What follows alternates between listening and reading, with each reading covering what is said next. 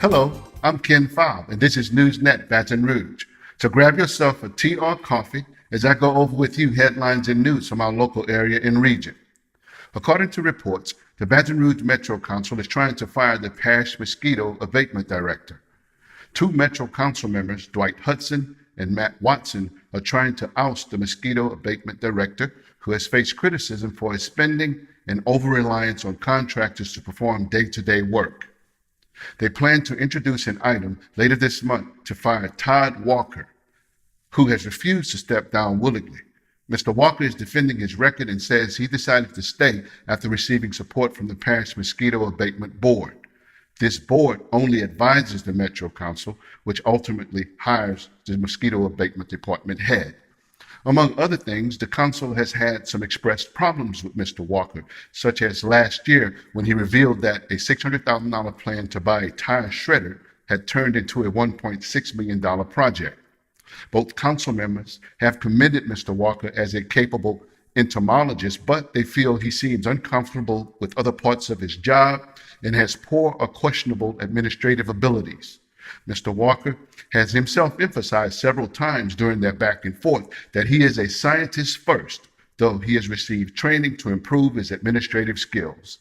This latest move to fire Mr. Walker follows a recent move by the Metro Council to fire former parish attorney Leanne Batson.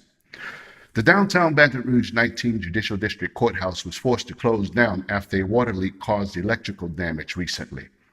A text that was sent to all courthouse employees said that a leak in the chiller line had caused systems in the building to fail, including elevators, access cords, and metal detectors.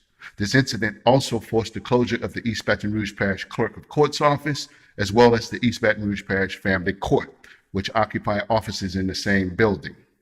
The courthouse building was scheduled to reopen on Thursday, February the 14th. Now in Prairieville, a shootout between a homeowner and an intruder left one man dead and another injured early Wednesday morning.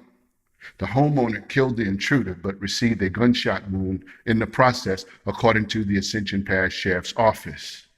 Deputies responded to reports of the shooting in the Bishop Woods subdivision around 3 a.m.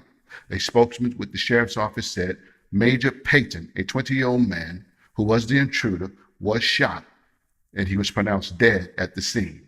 The owner of the home was a 60-year-old who was shot in the stomach, but fortunately he was expected to survive. A Baton Rouge man who had been dubbed the Hamburglar for allegedly robbing 3 local restaurants since mid-January of this year was arrested Monday. According to the East Baton Rouge Parish Sheriff's Office, detectives arrested Cornelius Kelly, a 34-year-old man, and booked him with 3 counts of simple criminal damage to property and 3 counts of simple burglary. According to investigators, Mr. Kelly gained entry into the establishments he robbed by breaking the drive-through windows, and once inside, he stole money from registers and safes. His burglary targets are what led the police to nickname him the Hamburglar. He was arrested on Monday while he attempted to rob the Chicken Shack on Scotland Avenue, and the police later matched Kelly's DNA to the DNA found at an earlier crime scene. The suspect robbed 2 McDonald's on January 22nd, one on Plank Road and another one on Hooper Road. 1 week later, on January 29th, he allegedly robbed Adams' restaurant on Plank Road. Finally, our Baton Rouge Bridge traffic problems have been ranked the 19th worst in the United States, according to a research survey by the American Transportation Research Institute. This actually makes bridge congestion in Baton Rouge worse than other places like Boston, Chicago, St. Louis, Philadelphia, and other much larger cities. Baton Rouge is the only city in Louisiana on the list, but the state of Texas is noted with having 13 of the worst traffic bottlenecks, the most in the country.